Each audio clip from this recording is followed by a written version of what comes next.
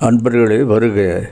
இன்று நீங்கள் கண்டுகளித்து இருப்பது கால பைரவர் கோவிலின் ஒரு தொகுப்பு நிகழ்ச்சி.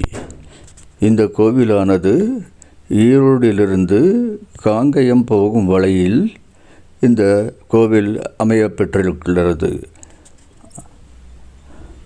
உலகிலேயே மிகப்பெரிய கால பைரவர் சிலையை கொண்ட இந்த கோயிலுக்கு எல்லோரும் பயபக்தியுடன் விஜயம் செய்யுங்கள்.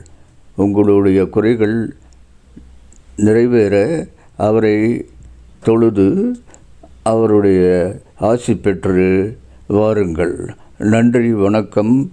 கால பைரவர்.